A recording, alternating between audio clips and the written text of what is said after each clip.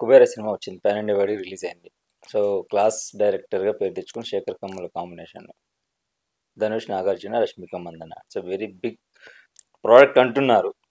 So, మీరు చూసారా? చూస్తే ఈ సినిమాకి సంబంధించి మీరు ఎటు రివ్యూస్ చెప్పరు. సినిమా రిలీజ్ అయిన 4, 5 డేస్ వరకు. సో, నేను రివ్యూ అడగట్లేదు మిమ్మల్ని. సినిమాకి సంబంధించి ఓవరాల్‌గా సో, మీరేం ఫీల్ అయ్యారు? మిగతా వాళ్ళు చెప్పిన రివ్యూలు తమిళ్ కూడా నాకు బాగా వచ్చు కాబట్టి తమిళ్లో గంటకే ఒక 50,000 50K వచ్చే వాళ్ళని చూశాను. వాళ్ళు రెగ్యులర్గా బాగా చెప్తారు. తమిళ్లో ప్యూర్ తమిళ్లో చెప్తారు వాళ్ళు యాక్చువల్గా. అవి నేను చూశాను. తర్వాత తెలుగులో యుఎస్లో ఎవడో చెప్తున్నా కూడా ఆడే చెప్తుంటాడు అనమాట. యుఎస్లో ఉన్నవాడు నేను చెప్పొద్దురా పుష్ప అని చెప్పాను చాలా సార్లు మన వీడియోల ద్వారా. 2 రోజులు 3 రోజులు ఆగండి, సినిమాని ఆడనివ్వండి అని మన రివ్యూలు సినిమాలకి దోహదపడకపోతే పోంటాయి కానీ బ్యాడ్ జరగకూడదంటే ఒక 4 రోజులు ఆగాలి. దాని గురించి కోర్టు కూడా వెళ్తాం. దిల్ రాజు లాంటి బైత్రీ మూవీస్ లాంటి వాళ్ళు నాతో కలిస్తే నేను ఒక్కడిని ఫీజు కట్టలేను కదా. సుబ్రహ్మణ్య స్వామి గారి దగ్గరికి వెళ్ళి చేద్దామని నా మనసులో ఉంది. సుప్రీంకోర్టులో మొత్తం ఇండియాలో ఉన్న దానికి దేనికి కూడా 4 రోజులు ఈ గొట్టాలుగాళ్ళు ఉంటారు, గొట్టంగాళ్ళ థియేటర్కి వెళ్ళి చెప్పొద్దు, వాళ్ళ యొక్క వ్యూవర్షిప్ కోసం 100 కోట్లు 200 కోట్ల సినిమాలు పౌడ్ చేయొద్దు అని అంటాను యాక్చువల్గా. సో అయినా కూడా నేను యాక్చువల్గా నేను టికెట్ బుక్ చేస్తాను. నేను ఎవరు పెట్టికే టికెట్ రాలేదు. నన్ను చూడకూడదు ఉన్న విధి, నన్ను చూడొద్దుందేమో మరి వెంటనే. నేను రేపు యాక్చువల్గా ఫ్లయింగ్ సమ్వేర్ యాక్చువల్గా. సరే ఇవాళ ఎందుకు చూసేద్దాం కదా అని చెప్పేసి మీలాగ ఎవరో ఒక ఇంటర్వ్యూ రిక్వెస్ట్ చేసి అయిపోయిన తర్వాత నైట్ వెళ్దామని 11 o'clock బుక్ చేశాను పేటిఎంలో. వస్తుంది కదా అనుకున్నాను, మెయిల్కి రాలేదు. వాడు మా అసిస్టెంట్ ఒక ఫ్రెండ్ ఉంటే అతను చెప్తే రిఫండ్ వస్తుందండి అంటే ఇంకా నాకు మళ్ళీ బుక్ చేయడానికి ఇష్టం లేదు. రిక్లైనింగ్ సీట్ బుక్ చేసుకుని 400 రూపీస్కో 348 రూపీస్కో డిన్నర్ పిట్లో బుక్ చేసుకున్నాను చూసేద్దామని. అప్పుడు 4 రోజుల తర్వాత మీకు చెప్పొచ్చని.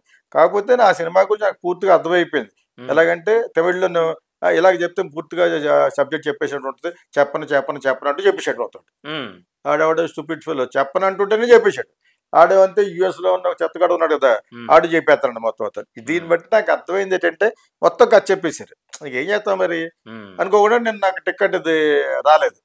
బుక్ చేశాను నేను యాక్చువల్గా చూసిన వరకు మాట్లాడకూడదు. యాక్చువల్గా నేను ఎలాగ రివ్యూ చెప్పను కాబట్టి రివ్యూ చెప్పిన వాళ్ళ మీద వాళ్ళ టాక్ మీద చెప్తాను. నాకు అర్థమైపోయింది సీన్ అంతా, సినారియో. ఇది యాక్చువల్గా ఫస్ట్ పోస్ట్ అవుట్ రిలీజ్ చేశారు. ఈ సినిమా స్టార్ట్ అయ్యి 2.5 years అయింది. 2.5 years 3 years అయిపోయింది ఆల్రెడీ. ధనుష్ అడిగాడు. ధనుష్ మంచి డైరెక్టర్ కదా, ఇతనికి పెద్ద సినిమాలు చేసే అంతటి సీన్ లేదు. పెద్ద సినిమాలు అంటే ఏంటి, కొంచెం ఎక్కువ ఖర్చు పెట్టేసి కావాలని ఖర్చు పెట్టి అది వెళ్ళి అదే ఖర్చు కూడా అవ్వదు. ధనుష్ రెమ్యునరేషన్ 30-40 crores ఉంటుంది. నాగార్జున, రష్మిక తప్పితే సినిమా తీయడానికి ఒక 5-6 కోట్లు చెప్తే అడుక్కునే సినిమా కదా. ఈ అడుగు తినే సినిమా కంపు కొట్టే సినిమా యాక్చువల్గా. అంచేత ఈ అడుగు తినే సినిమా తీయడానికి 100 కోట్లు 100 కోట్లు అవ్వదు. నాగార్జునకి ఎంత తీసుకుంటాడో నాకు తెలియదు, మరి రష్మిక ఎంత తీసుకుంటుందో. అతను మట్టుకు నాకు తెలిసి 35 to 40 తీసుకుంటాడు. సో వీళ్ళ రెమ్యూనేషన్ ఒక 78 కోట్లు అయిందని అంటున్నారు. అయిండొచ్చు అంటారా? అదే అంటున్నా కదా, యాక్చువల్గా ఇతను ఇటువంటి సినిమాకి అంత రెమ్యూనేషన్ తీసుకోకూడదని అడుగుంటారు ధనుష్ని. ధనుష్ కూడా ఈ డైరెక్టర్ మీద ఎందుకు ఇంట్రెస్ట్ చూపించాడంటే అంతకుముందు అతను పాస్ట్ రికార్డులు చిన్న సినిమాలు ఆడినాయి, పెద్ద సినిమాలు ఆడలేదు. నయనతారతో తీసిన రీమేక్ ఆడలేదు. అని చేత చిన్న సినిమాలు రాగాజన్ కొడుకుతోటి తీసిన సినిమాలే ఆడినాయి. అయినా అందులో కూడా లవ్ స్టోరీలో డీవియేట్ అయిపోయి లాస్ట్ లో చైల్డ్ అబ్యూస్ పై తీసాడు. అతనికి కథ మీద పట్టుతో ఉండలేదు. ఏదో అక్కడికక్కడ తెలంగాణ అది తీస్తూ ఒక హ్యాపీ డేస్ అని, ఒక ఆనంద్ అని, హ్యూమన్ రిలేషన్స్ మీద సరదాగా రొమాంటిక్ గా తీసిన సినిమాలు ఆడతాయి. అంటే అతను చిన్న డైరెక్టర్ గానే చిన్న సినిమాలు మంచి సినిమాలు మేమందరూ అటువంటిగా తీసాం. ఇటువంటి మిడిల్ ఆఫ్ ద రోడ్ సినిమాలకే పనిచేస్తాడు కానీ పెద్ద సినిమాలు తీయలేడేమో అన్న వివాదంతో ఉన్నప్పుడు ఈయన పెద్ద హీరోలు కూడా అందరూ కూడా పడని హీరోలు ఏడుతాం అందరిని ట్రై చేస్తాడు. ఫైనల్ గా నాగార్జున మార్కెట్ అయిపోయిన తర్వాత వాళ్ళ అబ్బాయితో హిట్ చేశాడు కాబట్టి సరే నువ్వు ఏదైనా తీస్తే నేను చేస్తాను అన్నాడు. డైరెక్టర్ యొక్క రికార్డును బట్టి నాగార్జునగా ఆ పేరు ఆల్రెడీ ఉంది. నిజంగా ఉందో లేదో తెలియదు కానీ నా అప్పటి నుంచి కూడా ఒక మంచి సినిమా నాకు ఇచ్చింది అర్థం కదా, వాళ్ళ ఫాదర్ ఇచ్చారు డేట్లు నాకు. Actual what ever it is ఒక మంచి సినిమాలు చేయొచ్చు అనేది ఉంటుంది. ఎందుకంటే అతనికి చిరంజీవి వాళ్ళ ఇమేజ్ లేదు, ఒక రేంజ్ లోనే ఉంది. అతనికి వెంకటేష్ ఉన్న ఇమేజ్ కొంతే ఉంది. నాట్ లైక్ మెగాస్టార్ ఇమేజ్ ఎవరికి రాలేదు, అర్థమైంది కదా. బన్నీ ఇమేజ్ రాలేదు.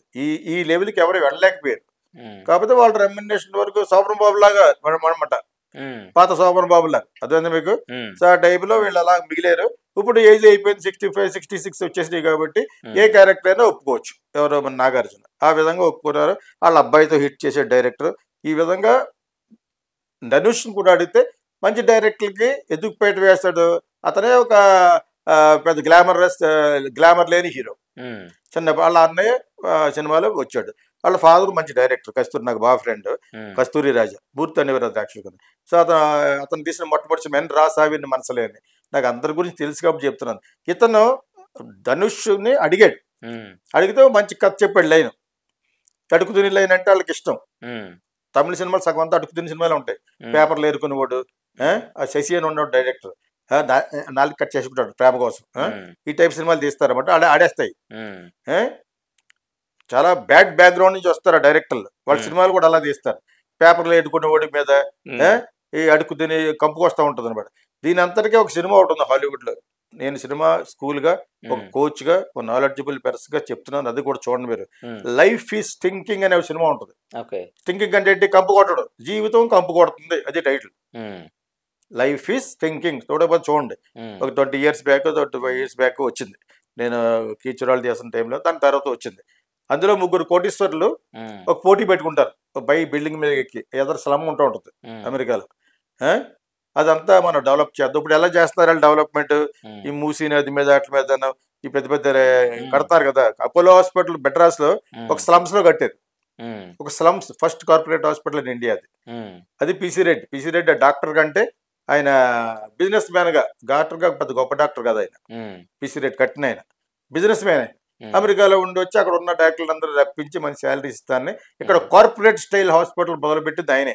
ఆ విధంగా పైకెక్కి 3 కోటీశ్వరులు మాట్లాడుకుంటూ ఉంటారు. ఏదేదో పంది వేసుకుంటారు. ఈ పందులో ఓడిపోయిన వాళ్ళు మనం 3 కలిసి కడతామయ్యి, ఓడిపోయిన వ్యక్తి ఆ స్లమ్స్ లోకి వెళ్ళి 1 month 10 రోజులు ఉండాలి, నీ గురించి చెప్పుకోకుండా. అందులో అదానీ ఉన్నాడు అనుకోండి, ముఖేష్ అంబానీ ఉన్నాడు అనుకోండి, ఇంకొక టాటా బిర్లా, ఈ ముగ్గురు పోటీ పెట్టుకున్నారు అనుకోండి. పట్టుకుంటే ఎవడైతే గ్యాంబ్లింగ్ వేస్తారో అందులో ఓడిపోతే ఎవరికి వస్తుందో టోకెన్, వాళ్ళు అక్కడికి వెళ్ళి ఉండాలి. వచ్చిన తర్వాత మొత్తం దాని అంతనే డెవలప్ చేసి ముగ్గురు కూడా కొన్ని వేల కోట్లు ఇచ్చేద్దామని అనుకుంటారు. అందులో అంబానీకి వచ్చింది, ముఖేష్ అంబానీ గారికి వచ్చింది అనుకుందాం. ఆయన ముఖేష్ అంబానీ ఆయన తెలియకుండా ఉండాలంటే మామూలు బట్టలు వేసుకు వెళ్ళాలి అక్కడికి. ఎక్కడ స్లమ్స్ అడుగు తినే వాళ్ళు ఉంటారు కదా, హోమ్లెస్, అక్కడికి వెళ్ళి ఉండాలి. వర్షంలోనో ఎండ్లోనో నువ్వెవరో చెప్పకూడదు, చెప్తే అందరూ భయపడిపోతారు కదా. ముఖేష్ అంబానీ అనగానే ఇదేంటి ఇట్లా ఎక్కడ అడుగునే వాళ్ళు అందరూ కూడా దీపం పట్టేస్తారు కదా. అది చెప్పకుండా బతకాలి, ఇది కండిషన్. అది లైఫ్ బాగుంటుంది సినిమా. ఇది యాక్చువల్ దీని ఆధారంగా చాలా సినిమాలు తీశారు.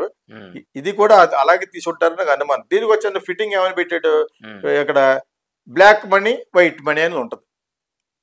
దట్ ఈస్ సెకండ్ అమౌంట్ ఏంటి, ట్యాక్స్ కట్టనది. ట్యాక్స్ కట్టనది ఏదో ఒక ఆయిల్ ఎక్కడో పడద్దు అనుకునే ఒక ఆయిల్ ఏదో గోదావరి బేసిన్లో ఉంటుంది. గోదావరి బేసిన్లో ఆయిల్ ముఖేష్ అంబానీ వాళ్ళు కొట్టేస్తున్నారని దాని గురించే వాటా అడిగాడని చెప్పేసి వైఎస్ రాజశేఖర రెడ్డి గారిని లేపేశారంటారు. అర్థమైంది నీకు? మీకు గోదావరి బేసిన్లో వచ్చి ఫ్రీగా పట్టుకెళ్ళిపోతాడు ముఖేష్ అంబానీ గ్రూప్. అర్థమైందా మీకు? అసలు అదే వివాదం అంటారు. చాలా మందికి తెలిసే విషయం. ఏం జరిగిందని దేవుడికి తెలియాలి. తర్వాత హెలికాప్టర్ కూలిపోయింది. ఓకేనా? సో ఇది ఎన్ని కలిసి మనోడు కమ్యూనిస్టిక్ ఐడియాలతోటి అందరికి ఒక ఛానల్లో ఒకటి చెప్తాడు, కమ్యూనిస్టిక్ ఐడియాలు చెప్పేసి వాడినే చెప్తున్నాను. ప్రోపగాండా అన్నాడు, ప్రోపగాండా కరెక్ట్ చేసుకోరు అబ్బాయి అని చెప్తాడు. ఎవడ హిందూకి సంబంధించిన ఒక ఛానల్ అనమాట. Wrong usage వాడుతున్నాడు. ఇంగ్లీష్ రాకపోతే మాట్లాడకూడదు, వస్తేనే మాట్లాడాలి. ఓకే, వాళ్ళు కమ్యూనిస్టిక్ భావజాలాన్ని బయట పెట్టడం కోసం శేఖర్ కమల్ తీసాడు. ఇండైరెక్ట్ గా ఇతను కూడా కమ్యూనిస్టిక్ ఐడియాస్ ఏదో చేస్తారని ఐ డోంట్ థింక్ సో. అలాగేం కాదు. అతను మంచి డైరెక్టర్ గా ఒక చిన్న romantic human relations, Anand, love story, అంతే కదా, హ్యాపీ డేస్ లాంటి సినిమాలకే బాగుంటాడు యాక్చువల్ గా. కాకపోతే ఇది రావాలంటే కమర్షియల్ గా తీయాలి. కమర్షియల్ గా పనికి రాడని చెప్పేసి ఒక మార్క్ వేశారు అతనికి. అయినా కూడా నేను తీస్తాను వీళ్ళు అందరూ పోయి ఎదగలంటే అప్పుడే ఇవ్వట్లేదు రేట్లు. అర్థమైనప్పుడు మన రత్నానికే ఇవ్వట్లేదు. అర్థమైనప్పుడు మన రత్నం వచ్చి అదేదో తీసాడు కదా, అందరూ ఉట్టుడిపోయిన ముసలోళ్ళని పెట్టి తీసాడు కదా. తగ్ లైఫ్ కాదు, తగ్ లైఫ్ అది ముందు PS1 PS2 తీసాడు కదా. ఆ పొన్నియిన్ సెల్వన్ కి అందరిని అడిగాడు. ఇక్కడ వచ్చి అందరు పారిపోయి తలుపులు వేసుకున్నారు. మహేష్ బాబు గోడ దూకి వెళ్ళిపోయా పక్క. తర్వాత ఇంకోటి 3 సార్లు అడిగాడు. మహేష్ బాబు తనతోటి సూపర్ హిట్ చేసిన పూరి జగన్నాథ్ కే ఆడికి హిట్ లేకపోతే ఇవ్వడు. ఇతను ఏమిస్తాడు? చాలా కమర్షియల్ అతను. అర్థమైందా? ఎందుకంటే ఒక సినిమా ఆడితే ఒక 20-30 కోట్లు యాడ్లు వస్తాయి. అలాగే ఒప్పుకుంటే పవన్ కళ్యాణ్కి అతనికంటే 4 రెట్లు వస్తాయి. నేను చేయను అన్నాడు. చేస్తే ఫ్రీగా చేస్తాను పోచంపల్లి చేనేత వస్త్రాలే అన్నాడు. నేను పదే ఎందుకు చెప్తానంటే అతని గురించి ప్రతి ఒక్కడు బ్యాడ్ మాహెడవాడే కదా. అతనిలో ఉన్న సుగుణాన్ని కావాలంటే ఈ రోజున సినిమాలో ఎంత సంపాదిస్తాడో అంత సంపాదించవచ్చు. మహేష్ బాబు లాగా అది ఒప్పుకోడు.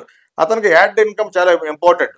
అతను నమ్రత శిరోకర్ వాళ్ళందరికీ బాగా ప్లాన్ చేసి సినిమా హిట్ అయ్యి సినిమాలే చేస్తారు. అర్థమైనప్పుడు మీకు ఈ 3 సంవత్సరాలైనా రాజమౌళి సినిమా ఎందుకు చేస్తాడు? ఎక్కడికో పోతాడు యాడ్లో. సో అది స్ట్రాటజీ యాక్చువల్గా మహేష్ బాబు అటువంటి ఇస్తాడు మహేంద్రత్నానికి.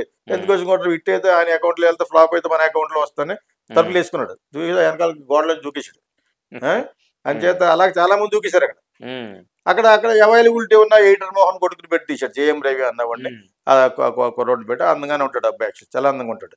సో అతను అవైలబుల్. మిగతా వాళ్ళు అందరూ తీతాలు తీసేసిన తహసీల్దార్ లాగా ఇంత పొట్ట వేసుకుని ఎవడు ప్రభు ఇంకొకటి ఇది అడ్రస్ లేని వాళ్ళు అందరూ పెట్టాడా PS1 PS2లోను ఐశ్వర్య ఇసుని గారితో ఇంట్లో కూర్చుంటే ఆవిడ పిలిచాడు.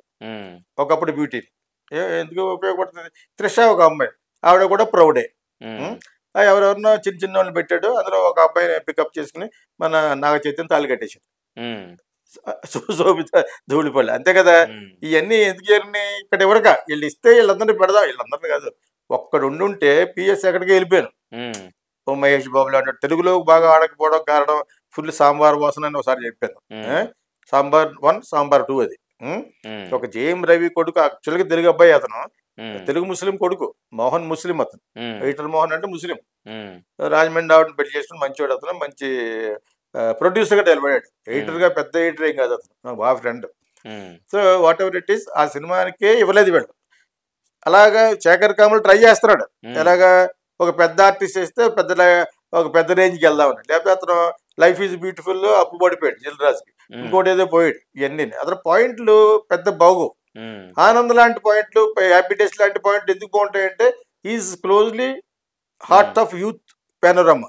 యూత్ కి సంబంధించిన లవ్ సబ్జెక్టులు బాగా తీయగలరు. అది కూడా లవ్ స్టోరీలను ఆ చైల్డ్ అబ్యూస్ మీద పెట్టి వాసన కొట్టేస్తుంది లాస్ట్ లో. ఆడెవడ దేవదాస్ కనకాల కొడుకు చెత్తగా ఉన్నది. అక్కడ వరకు బాగుంటుంది, అక్కడి నుంచి బాగోదు సినిమా.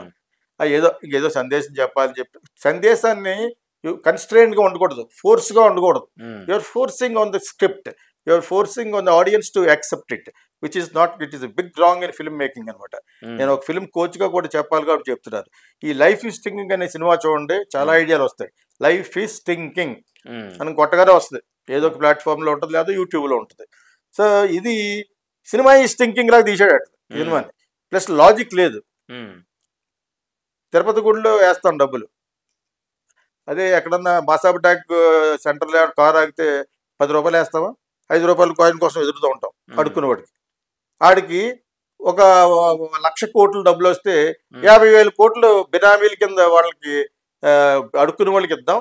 వాళ్ళు ట్రస్ట్ వర్తీ కాబట్టి వాళ్ళు నమ్మొచ్చు. ఇంకో మిగతా వాళ్ళు దొంగనాకులు కూడా దుబ్బేస్తారనే పాయింట్ అట.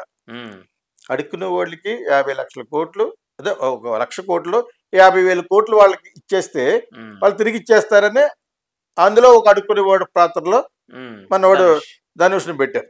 అదేనా అది ఎలా చేశాడు అలా చేశాడు. అది నాగార్జున చేస్తాడు. గడ్డలు పెట్టేసి మాషు పెట్టి దరిద్రంగా పెట్టేతాడిని ఎవడు చేయలేడు.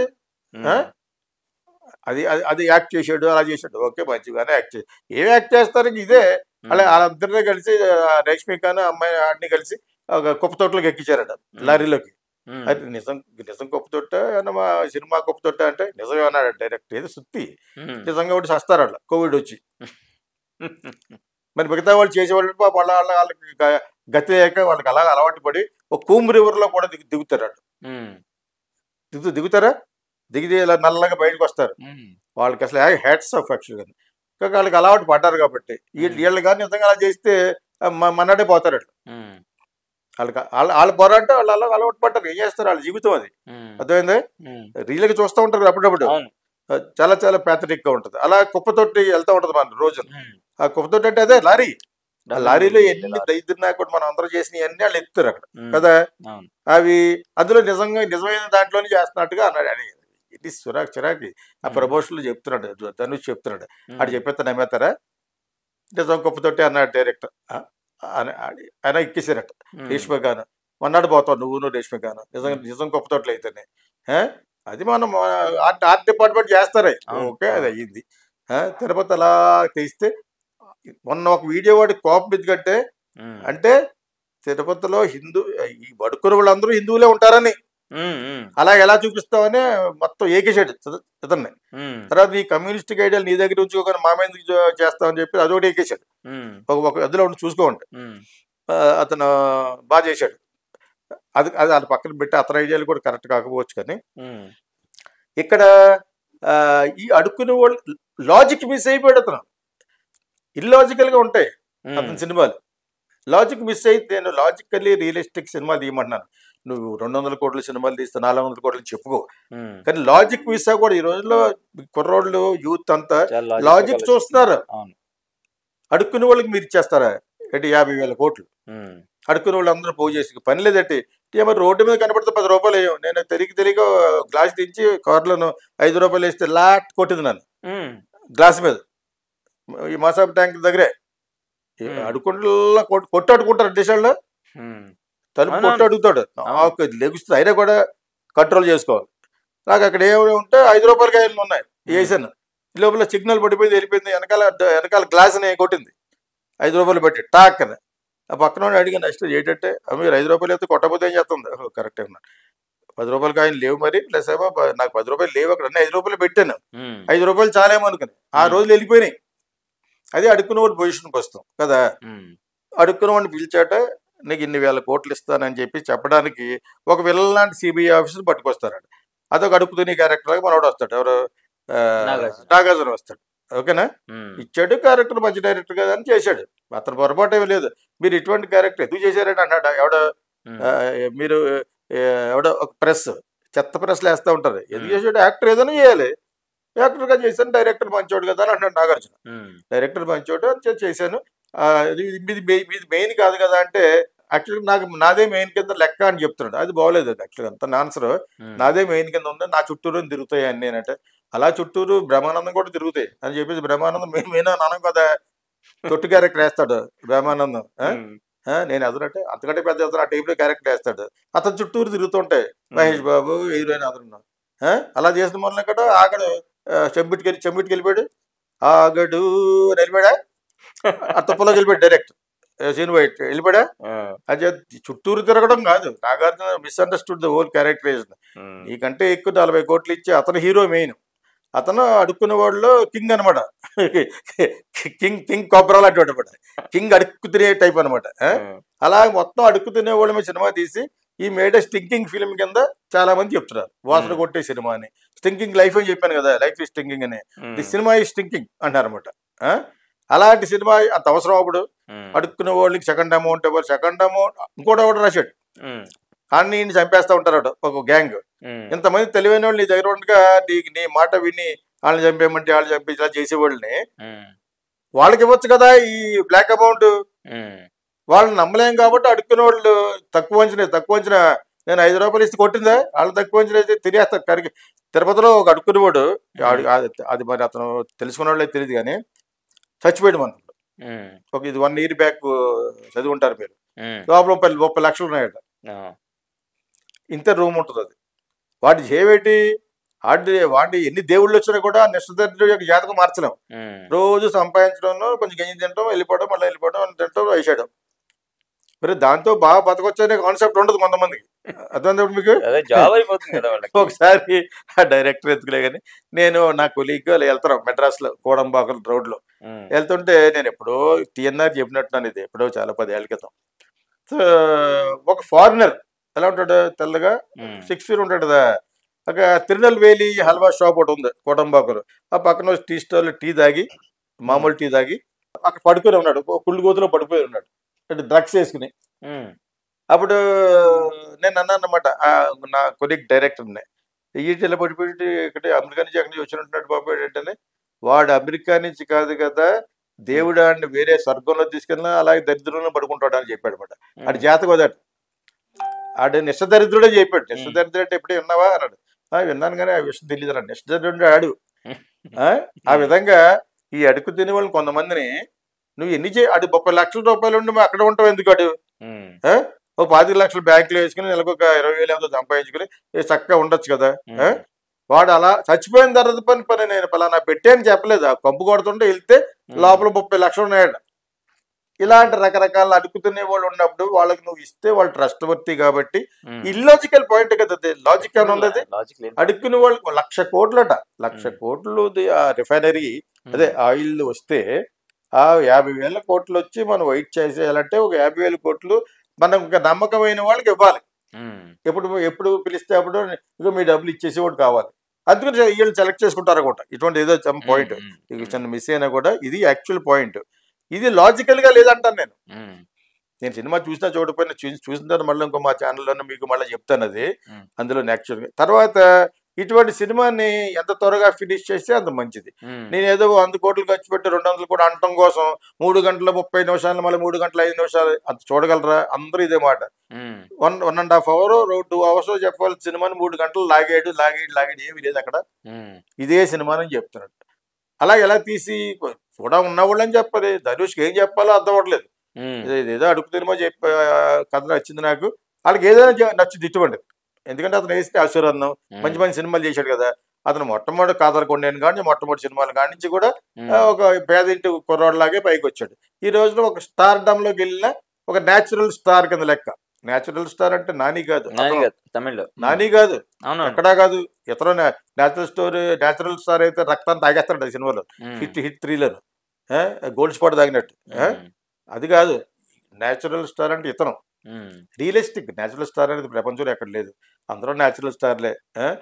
Realistic who is realistic actor అంటారండి.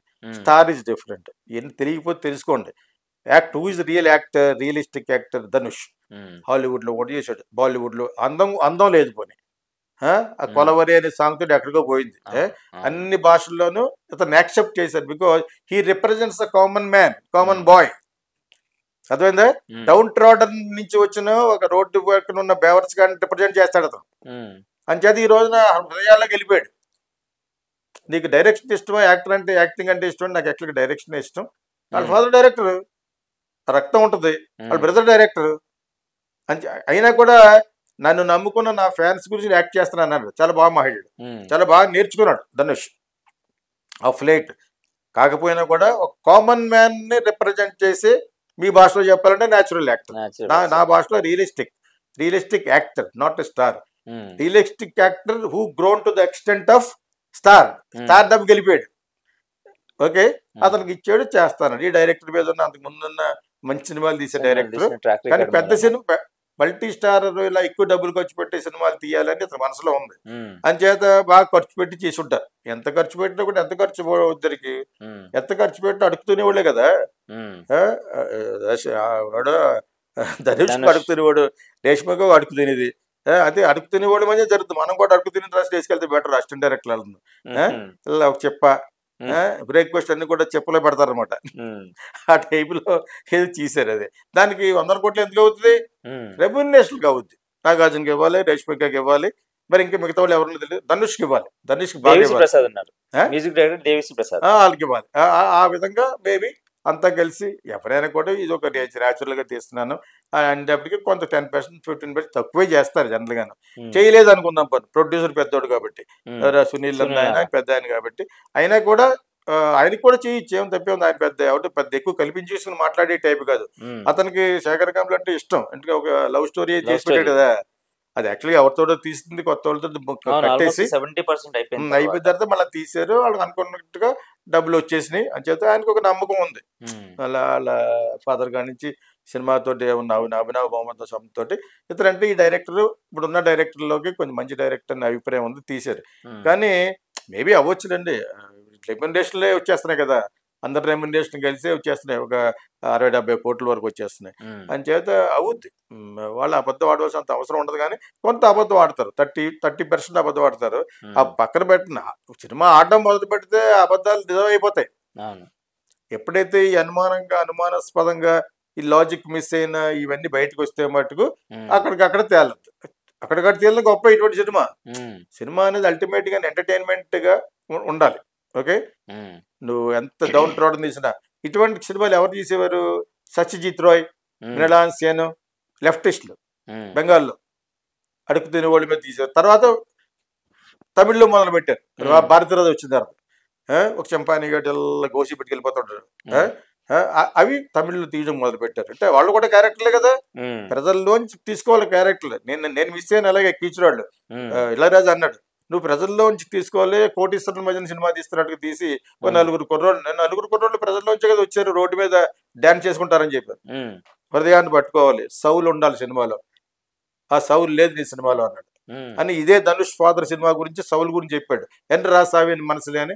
ఇక్కడ మరొకటి నా మొగుడనే తీశారు, ఇక్కడ ఫ్లాప్ అది. మరి సౌలే కానీ నిజంగా ఆడితే ఇక్కడ కూడా ఆడాలి కదా రాజశేఖర్ తోటి, ఇక్కడ ఆడలేదు. నేను ఆ వివాదం నేను చాలా దాంట్లో చెప్పాను. సినిమాలో సౌలు ఉండాలి, ఆత్మ ఉండాలి అని చెప్పేసి. నా సినిమాలో లేదని చెప్పాడు కీచురాళ్ళు. అంతా మోడర్న్ గా వాళ్ళకి పెద్ద పెద్ద వాళ్ళకి మంచి జరుగుతూ ఉండదు గొడవ అని చెప్పాడు. అప్పుడు ఏమన్నా అన్నాడు, తన ఉద్దేశం ఏంటంటే నీ క్యారెక్టర్లు ప్రజల నుంచి తీసుకోవాలంటాడు. అర్థమైంది మీకు? సామాన్యుల నుంచి తీసుకున్న క్యారెక్టర్లు ఇవే, కానీ లాజిక్ లేదు కదా. అడుక్కునే వాళ్ళు అందరిని పోగు చేసి అందులో ఒకడు చెత్తరా కొడుకుంటాడు, ఇంకోటి ఎవడో ఉంటాడు, మంచోడు ఉంటాడు కదా. వాళ్ళందరికీ తీసుకొచ్చి నువ్వు హోల్సేల్ గా ఈ డబ్బులు బినామీ పెట్టడం అనేది పాయింట్ లాజికల్ గా అనిపిస్తుందా మీకు? మీ ఇంటి పక్కన అడుక్కునేవాడు ఉంటాడండి, మీ దగ్గర సడన్ గా ఇన్కమ్ ట్యాక్స్ రైడ్ వస్తూ ఉంటది. కావాలని మీ బామ్మగారిని పిలుస్తారు, మీ మామగారిని పిలుస్తారు, లేదా ఫ్రెండ్ పిలిస్తే గానీ ఎదురుకున్న అడుక్కునేవాడికి వెళ్తే ఆడ మీరు లోపలికి చెక్కింగ్ అయిపోయే లోపల ఇటు పోతాడు, ఫోటో పొట్టు సర్దేసుకుని పోతాడా అని చేత. అది యాక్చువల్ కాన్సెప్ట్. అడుక్కున్న వాళ్ళు తక్కువ చేసి మాట్లాడి అసలు అడుగుతట్టువాటి పని చేసుకోలేవాటి. అంగవైకల్యం ఏమన్నా ఉంటే అడుకోవాలి, కానీ అది కూడా గవర్నమెంట్ ఎరాడికేట్ చేయాలి. వాడికి ఒక ఆశ్రయం చూపించాలి. అమెరికాలో హోమ్లెస్ ఉంటారు, ఈ మధ్య ఎక్కువైపోయారు అక్కడ కూడా. హోమ్లెస్ అంటే వెళ్ళే వాళ్ళకు కూడా చాలా మంది సంఘాలు పెడతా ఉంటారు. ఫుడ్ అదని లైన్లో నుంచోవాలి, నుంచిన తర్వాత బ్రెడ్ అన్ని పెడతా ఉంటారు అనమాట. ఇక్కడ ఆ సిస్టమే లేదు. ఇప్పుడు ఈ మధ్యన చూస్తాను హైదరాబాద్ లో బ్రేక్ఫాస్ట్ పెడుతున్నారు అడుక్కు తినే వాళ్ళకి కదా. మనం కూడా తినొచ్చు ఇక్కడ. చాలా చోట్ల ఎర్లీ ఇన్ ద మార్నింగ్ నేను ఏదో వర్క్ షాప్కి వెళ్తుంటే రవీంద్ర భారతికి ఒక చోట రోజు పెద్ద లైన్ బ్రేక్ఫాస్ట్ పెడుతున్నారు. డ్రైవర్ అడిగి ఏంటి అడగమంటే ప్రతిరోజు అడుగుతూ చెప్పట్లేదు. నాకు అసిస్టెంట్ డైరెక్ట్ అడిగి రామన్నాను. లేదంటే నాకు టిఫిన్ పెడతానంటే లేదు, రేపు పొద్దున మనం కూడా తిందామని చెప్పాను. మీరు తినకపోతే నేను తింటా అని చెప్పాను. అన్నం పరబ్రహ్మ స్వరూపం కాబట్టి. సో నేను అక్కడికి ఫైనల్ గా ఆపలేదు అనుకో, చెప్తాను. యాక్చువల్గా నాకు తినాలనిపించింది. వేడి పెడుతున్నారు అక్కడ, కాబట్టి ప్లాట్ఫామ్ మీద. ఇక్కడే ఇటు సైడ్ ఎక్కడో రవీంద్ర భారతికి వెళ్తాను టైం, నాకు ప్లేస్ చెప్పలేను. కానీ నాతో పాటు అసిస్టెంట్లు ఉంటారు, ఒక అమ్మాయి ఉంది, డ్రైవరు. ప్రతిరోజు చూస్తున్నాను. ప్రతిరోజు వాళ్ళు అడుగుతున్న వాళ్ళు కదా, వాళ్ళు అడుగుతున్న వాళ్ళు లేదు, మళ్ళీ కామన్ పీపుల్ పాపం కొంచెం లేని వాళ్ళు ఏమో బహుశా. అంతే తప్పితే వాళ్ళు పెట్టేది లేనివాడికి ఒకలాగా పెట్టాలి. అన్ని కరెక్ట్ గానే పెడుతున్నారు. రోజుకు 100 మంది పెట్టాలనుకుంటారు అనమాట. అలాంటి మంచి వాళ్ళు ఉన్నారు. అంటే అడుగు తింటాం కాన్సెప్ట్ ఏంటి అసలు? లేకపోట్టుగాను దున్నపోతులాగా ఒకడు అడుగు తింటాడు అన్నాను. అడుగు తినడం అంటే గవర్నమెంట్ ఎంకరేజ్ చేయకూడదు. పని చూపించండి కావాలంటే. మీకు అర్థమైంది? మీకు పని చూపించండి, పని చేసుకునేట్టు చేయండి. కానీ అడుగు తినేవాడికి ఎప్పుడు అడుగు తింటాడు. అందుకని ఫ్రీ బీస్ వద్దన్నాను. సో కుబేరా లాజిక్ మిస్ అయ్యారు అన్నట్టుగా అమెరికా నుంచి వచ్చిన రివ్యూ. చెప్పకూడదు అలాగా, వచ్చింది కాబట్టి చూశాను. తమిళ్లో మటుకు 2-3 వాళ్ళ ఒక 3-4 hours తోనే 1 lakh వరకు వెళ్ళిపోతారు వ్యూవర్షిప్. జెన్యూన్ వాళ్ళు చెప్పింది నేను ఫుల్ గా చూశాను అనమాట. అదే తెలుగులో కొంతమంది అదే రిలీజియన్ మిక్స్ చేస్తున్నారు యాక్చువల్ గాను, తిరుపతిలో తీయటం అన్నట్టుగా చెప్పారు. మనం దాని గురించి యాంపుల్ గా మాట్లాడుకున్నాం. యాక్చువల్ గాను నాకు కూడా లాజికల్ గా అనిపించలేదు. ఈవెన్ కమ్యూనిస్టిక్ యాటిట్యూడ్ అందులో నింపాలని ఉన్నా కూడా శేఖర్ కమ్ముల, కానీ అదేంతో సుదూరంగా ఉన్న సబ్జెక్టు జనాలకి. అడుక్కునే వాళ్ళు తీసుకెళ్ళి అన్ని పెట్టడం అంతా. అంతకుముందు కూడా అదేదో సినిమాలను ఆ ఫ్లాట్స్ ఉంటాయి, రిచ్ పీపుల్ బాయ్స్, ఈ పక్కన స్లమ్స్ వాళ్ళు కూడా లైఫ్ ఈజ్ బ్యూటిఫుల్ తీసాడు. అటువంటి జనాలకి పెద్దగా ఎక్కువ యాక్చువల్గా. నేను కూడా చేతులు కాల్చుకున్నాను అలా చేసి. యాక్చువల్గా జనాల్లోంచి తీసుకున్న పాయింట్ గురించి లక్కీ భాస్కర్ ఆడింది. అదే స్కామ్ అనే పుస్తకంలోది హర్షన్ మేతలో జరిగిన దాంట్లో ఒక పోర్షన్ అది. ఒకటి ఇలాగా బ్యాంక్ లో పనిచేస్తున్నా కూడా బతకలేక అప్లికేషన్లు ఐపీలు చెప్పి చేసి చాలా న్యాచురల్ గాను అక్కడ ఒక 7-8 కోట్ల ఆర్టిస్ట్ పెట్టాడు కాబట్టి మమ్మూటి గారు అబ్బాయిని. అది తీయటం కూడా బాగా తీశారు. బాగానే కాదు, బాగా తీశారు. అంచేత మేబీ అది లైటర్ వేన్ అయిపోద్ది అనుకో నువ్వు పెద్ద స్పాన్, ఇందులో స్పాన్ ఉంది, అడుక్కునే వాళ్ళకి డబ్బులు ఇవ్వడంలో పెద్ద స్పాన్ ఉంది. ఒక ఎగరగములకి కమర్షియల్గా వైబుల్గా ఒక ఇద్దరు ముగ్గురు డబ్బులు ఉన్న ఆర్టిస్టులు, పెద్ద రెమ్యునరేషన్ ఆర్టిస్టులు పెట్టి చేసే సినిమాలు తీయలేడని ఒక పేరు ఉంది కాబట్టి దాన్ని నిరూపణ చేసుకోవడం కోసం ధనుష్ని పెట్టినా కూడా అతను కొంచెం న్యాచురల్ యాక్టర్ కదా లెక్క. ఇంకా ఇందులో కమర్షియల్ యాక్టర్ ఎవరైనా ఉన్నారంటే నాగార్జున ఒకడే కదా. ఎలాగ వేయమంటే అలాగే వేసాడు, ఎలా గడ్డం పెంచుకోమంటే అలా వేసుకున్నాడు. ఆ విధంగా ఆయన అతను డైరెక్టర్ మీద ఉన్న రెస్పెక్ట్ చేసి ఉంటాడు యాక్చువల్గా. కాకపోతే ఎందుకు లాజిక్ మిస్ అయ్యాడు, ఇటువంటి ఇల్లాజికల్ సబ్జెక్టులు ఎందుకు తీసుకోవాలని. ఇల్లాజికల్ ప్లస్ ఆ పెర్ఫార్మెన్స్ ఓరియంటెడ్ ఉంటుంది. ఈ గడ్డాలు పెట్టి అడుగు తినే వాళ్ళకి డర్టీగా చూపిస్తే అనుకుని ఉంటాడు. బికాజ్ తమిళ్ కాన్సెప్చువల్ థింకింగ్ అది. తమిళ్లో జనరల్గా ఇటువంటి లైక్ చేస్తారు. ఇప్పుడు ఈ మధ్యలో వచ్చిన సినిమాలు అన్నీ చూడండి, విక్రమ్ ఇలాగే ఉంటాయి, అడుగు తిన్నట్టుగా ఉంటాయి. నేను అవేం ఆడలేదు. ఫైనల్ గా వయో మీడియాగా ఉన్న మంచి సబ్జెక్టులు ఆడతాయి కానీ పా రవి అని ఎవడో ఉన్నాడు కదా, పా రంజిత్, అతను కూడా తీసిన ఏం ఆడలేదు. నేను ఇందులో ఓటీటీ అక్కడే లేదు అక్కడ. అవన్నీ కూడా ఇటు ఇలాగే చాలా న్యాచురల్ గా గోసి పెట్టుకునే టైప్లు తీస్తాం. ఒక రేంజ్ వరకు పర్లేదు. అంత సబ్జెక్ట్ లో దమ్మున్న సబ్జెక్ట్ తీసి దెబ్బ అయిపోయినోడు, తీసి తర్వాత మారిపోయినాడు ఎవడంటే అతనికి మెంటల్ వచ్చినట్టు ఉంది. బాలా పితామహుడు పితామహన్ అని తీసాడు కదా, అవి ఇందులో అన్నింటిలో పాయింట్ ఉంటుంది. నంద ఇలాగా డ్రెస్ వైజ్ అడుగుతున్నట్టుగా ఉన్నా కూడా అందులో పాయింట్ ఉంటుంది. అతను బాలుమేంద్ర దగ్గర పనిచేసి మంచి డైరెక్టర్ అయ్యాడు. తర్వాత ఇంకా మన సూర్యతో సినిమా తీస్తూ ఓన్ సినిమా వీళ్ళ మధ్యలో క్యాన్సిల్ చేశారు. అతను కొంచెం రాంగ్ గా బిహేవ్ చేయడం మొదలు పెట్టాడు సెట్ లో. బాలా ఏదో అయిందని కట్ చేస్తారు. 25 లక్షలు సెట్ వేసారు, చిన్న సెట్ ఎక్కడో బీచ్ లో, అది కూడా వదిలేసుకుని క్రేన్ మీద కూర్చుని కొంచెం అదేదో విధంగా మాట్లాడాడు. ఏంటి ప్రొడ్యూసర్ గా ఆర్టిస్ట్ సూర్యనే. అది ఇంకా తట్టుకోలేక వైండప్ చేసి బ్యాకప్ చేసి వదిలేశారంట సినిమా, వదిలేశారు అనమాట. సో అతను ఈ విధంగా బాగా చేసేవాడు. యాక్చువల్ అతను ఇటువంటి క్యారెక్టర్లే ఎవడికి, విక్రమ్కి, సిమ్రాన్కి. అందులో ఒక సినిమాలో అయితే పితామహుడులోనే అనుకుంటా ఇతను ఉంటాడు, ఎవరో మన సూర్య ఉంటాడు. వీళ్ళందరినీ కూడా డ్రెస్ చేయించి చాలా మంచి పాటలు అక్కడ ఇళయరాజా సాంగ్స్ ఆ విధంగా చేసిన డైరెక్టర్ అతను. ఇటువంటి సినిమాలకి బాగా పేరు తెచ్చుకున్న డైరెక్టర్ బాలయ్య. అర్థమైంది ఇప్పుడు అంటే వీళ్ళు ఇతను అన్ని చూసి తమిళ ఎందుకు అలా తీస్తే బెటర్ అని అతను ఈ వాజ్ క్యారీడ్ అవే అనుకుంటాను. అలా తీయాలనే ఉంది, ఇంకా బాగా తీయచ్చు యాక్చువల్ గా. ఇంకా బాగా అంటే కదా బాగా తీసుంటాడు, ఇంకా వేరే సబ్జెక్ట్ కూడా తీయచ్చు.